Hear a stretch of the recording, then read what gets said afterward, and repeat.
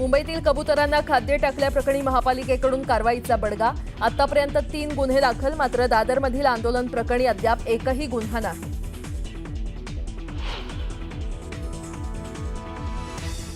पंधरा ऑगस्टला चिकन मटण शॉप बंद ठेवण्याचा केडीएमसीचा निर्णय वादाच्या भोवऱ्यात। केडीएमसी समोर मटणाचं दुकान टाकणार, खाटीक समाजाचा इशारा।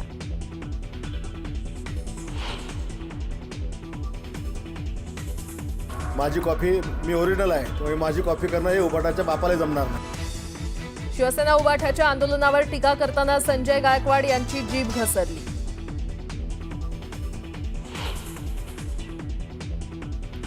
जळगावच्या जामनेरमध्ये एका कॅफेत तरुणाला बेदम मारहाण, उपचारादरम्यान तरुणाचा मृत्यू। मारहाणीचं कारण अद्याप अस्पष्ट।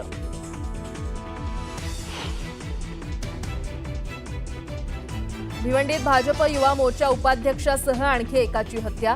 4 ते 5 जणांनी कार्यालयात शिरून केली हत्या, हत्येचं कारण अस्पष्ट।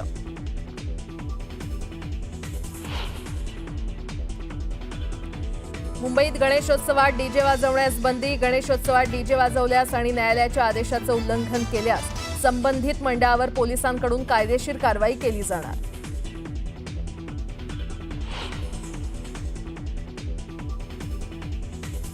मुंबईतील राहतं घर वाचवण्यासाठी कवी सौमित्र उर्फ किशोर कदमांचं थेट मुख्यमंत्र्यांना पत्र।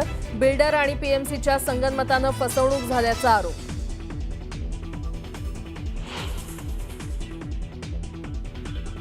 आणि कुंडेश्वर दर्शनाला जाताना महिला भाविकांचा टेम्पो दरीत कोसळून भीषण अपघात। अपघातात 10 महिलांचा मृत्यू, 19 जखमी। महिलांचा अपघातापूर्वीचा व्हिडिओ आला समोर।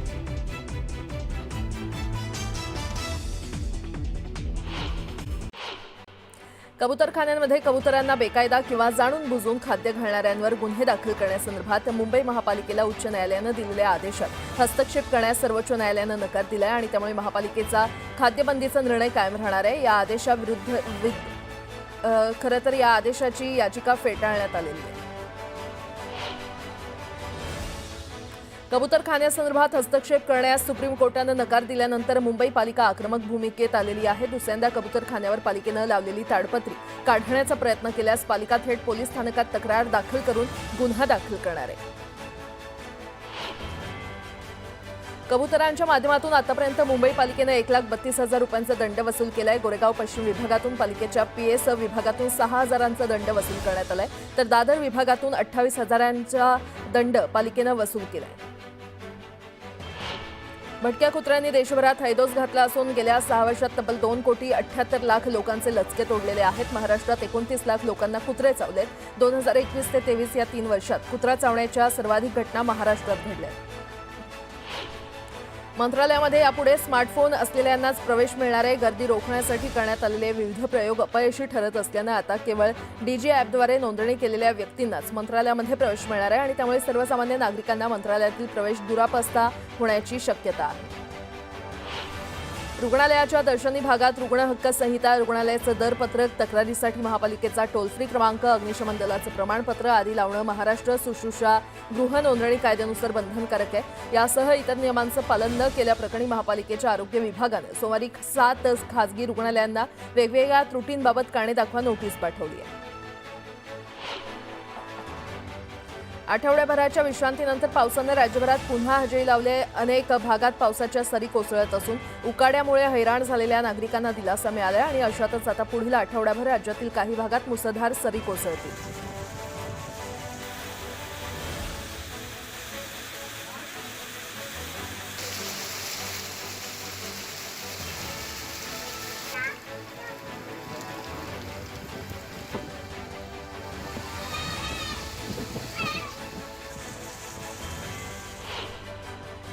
एअर इंडियानं दिल्ली ते वॉशिंग्टन डीसी दरम्यान थेट विमान सेवा 1 सप्टेंबर 2025 पासून तात्पुरती बंद करण्याचा निर्णय घेतलाय। एअर इंडियाच्या या निर्णयामागे 2 कारणं आहेत। एअर इंडियाच्या 26 बोईंग 787-8 या विमानांमध्ये अपग्रेडिंगचं काम सुरू आहे आणि ज्यामुळे बरीच विमानं लांब पल्ल्याच्या उड्डाणासाठी उपलब्ध नाहीये। वाशिम जिल्ह्यातील मालेगाव शहरात कपड्यांच्या मोठ्या दुकानाला भीषण आग लागली होती। यात जवळपास लाखो रुपयांचं नुकसान झालं असून आगीवर नियंत्रण मिळवण्यास अग्निशमन दलाला यश आलंय। इयत्ता 11वीच्या प्रवेश प्रक्रियेतील सर्वांसाठी ओपन टू ऑल फेरी सोमवारी संपली आणि या फेरीमध्ये एकूण 3,24,761 विद्यार्थ्यांनी कनिष्ठ महाविद्यालयामध्ये प्रत्यक्ष प्रवेश निश्चित केलेले आहेत. आता 11वी प्रवेशाची विशेष फेरी आजपासून सुरू होणार आहे. स्कूल बसचे वाढीव मासिक दर परवडत नसल्याने आपल्या मुलांच्या वाहतुकीसाठी अनधिकृत रिक्षाचा पर्याय निवडणाऱ्या राज्यातील तमाम पालकांना दिलासा देण्यासाठी राज्य सरकारनं धाडसी पावलं टाकलेली आहेत. शाळकरी विद्यार्थ्यांच्या सुरक्षित वाहतुकीसह रोजगाराच्या संधीसाठी परिवहन खात्याकडून स्कूल व्हॅन परवाने वाटप खुले करण्यात येत आहेत आणि याबाबतची अधिसूचना जारी होईल अशी माहिती परिवहन मंत्री प्रताप सरनाईक यांनी दिली आहे. म्हाडाच्या कोकण मंडळाची घरं विक्रीअभावी पडून राहत असल्याची ओरड होत असताना दुसरीकडे यावेळच्या कोकण मंडळाच्या 5,285 घरं आणि 77 भूखंडांच्या विक्रीसाठी लॉटरीला तुफान प्रतिसाद लाभतोय आणि घरांसाठी 67,539 अर्ज आले असून त्यापैकी 40,998 अर्जदारांनी अनामत रकमेचा भरणा केलाय. भविष्यामध्ये म्हाडाच्या घरांच्या किमती 8 ते 10% घटणार आहेत आणि सामान्यांना परवडणाऱ्या दरात घरं उपलब्ध व्हावीत म्हणून म्हाडा सातत्यानं प्रयत्नशील आहे. मात्र घरांच्या किमती निश्चित करताना रेडी रेकनर दराशिवाय विचारात घेतला जाणारा प्रशासकीय खर्च, बांधकाम साहित्याच्या किमतींमधील वाढ आणि गुंतवणुकीवरील व्याज आदी बाबी गृहीत धरल्या जात असल्यानं किमती फुगत आहेत. कल्याण शीळ रोडवर कल्याण तळोजा मेट्रो मार्गाचं काम सुरू आहे. मेट्रोच्या कॉन्क्रीट खांबावर गर्डर ठेवण्याची कामं करण्यात येणार आहे. तर 11 ते 30 ऑगस्ट या कालावधीमध्ये 3 टप्प्यात ही कामं करण्यात येणार आहे. या कामासाठी कल्याण शीळ रोडवर रात्री 12:15 ते पहाटे 5 वाजेपर्यंत वाहतूक बदल करण्याचा निर्णय घेण्यात आला आहे. सांगलीच्या इस्लामपूरमधील वाघवाडीमध्ये दूध उत्पादक शेतकऱ्यांचा मेळावा पार पडला. दूध उत्पादनामध्ये येणाऱ्या काळामध्ये शेतकऱ्यांनी इन्व्हेस्टमेंट करणं गरजेचं असल्याचं मत भाजपच्या रवींद्र चव्हाण यांनी मांडलं.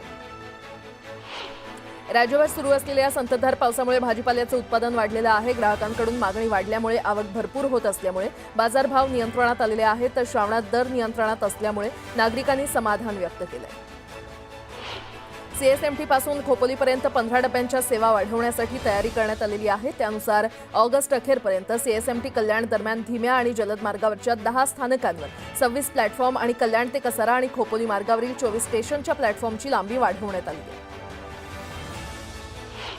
राज्य सरकारी कर्मचाऱ्यांच्या महागाई भत्त्यामध्ये 53% 55% म्हणजेच 2% इतकी वाढ करण्याचा निर्णय घेण्यात आलेला आहे. वाढीची रक्कम 1 जानेवारी 2025 ते 31 जुलै 2025 या कालावधीमध्ये थकबाकीसह ऑगस्टच्या वेतनासोबत रोखीनं देण्यात येणार असल्याचं वित्त विभागानं म्हटलंय. बुलढाण्याच्या मेहकर तालुक्यातील आंद्रुड गावात सैन्यातील जवानाच्या कुटुंबावर आंदोलन करण्याची वेळ आली. वैभव बनसोडे असं या जवानाचं नाव आहे. ग्रामपंचायत सदस्य पंजाब देशमुख यांनी बळजबरीनं जमीन हिसकावल्याचा आरोप करण्यात आलाय. अक्कलकोट तालुक्यामध्ये ऊसाचं थकीत बिल आणि डोक्यावर झालेल्या कर्जपणाला कंटाळून 28 वर्षीय युवा शेतकऱ्यानं विष पिऊन आत्महत्या केली. सुनील चौडप्पा कुंभार असं आत्महत्या केलेल्या शेतकऱ्याचं नाव आहे. बुलढाण्याच्या लोणार सरोवराचं अस्तित्व आता धोक्यात आलेलं आहे. गेल्या काही दिवसांपासून सुरू असलेल्या पावसामुळे लोणार सरोवरातील पाणी पातळी मोठ्या प्रमाणात वाढली आहे. शहरात साचत असलेलं पाणी सांडपाणी तिथे थेट वैज्ञानिक महत्त्व असलेल्या या खाऱ्या पाण्यात जाऊन मिळतंय आणि त्यामुळे लोणार सरोवराच्या पाण्याचा रंग पिवळसर स्वरूपाचा झाला.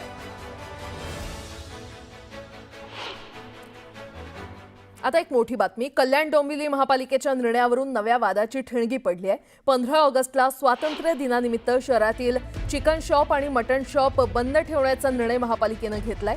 विरोधकांनी यावरून सरकारवर टीका केलेली आहे. तर आता याविरोधात हिंदू खाटीक समाज आक्रमक झालाय. 14 ऑगस्टपर्यंत निर्णय मागे घेतला नाही तर 15 ऑगस्टला सकाळी केडीएमसी मुख्यालयासमोर मटणाचं दुकान टाकणार असा इशारा खाटीक समाजानं दिलेला आहे.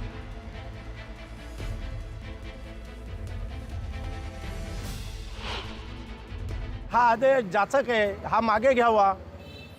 का महापालिका आपल्या महाराष्ट्रात वेगळी महापालिका तर नाही आहे ही. त्यामुळे आम्ही आमच्यावरच का अन्याय करताय. अनेक कामं आहेत ना महापालिकेत करण्यासारखी. तुमचे रस्ते करा, त्या स्टेशनची ट्रॉफिक दूर करा, अनेक कार्य आहेत. ते ह्या कार्यावरती की ह्या कामावरती जर आमच्या पोटावर तुम्ही येत असाल तर आम्ही 15 तारखेला गेटवरती मटणाचं दुकान टाकून तुमचा निषेध करणार.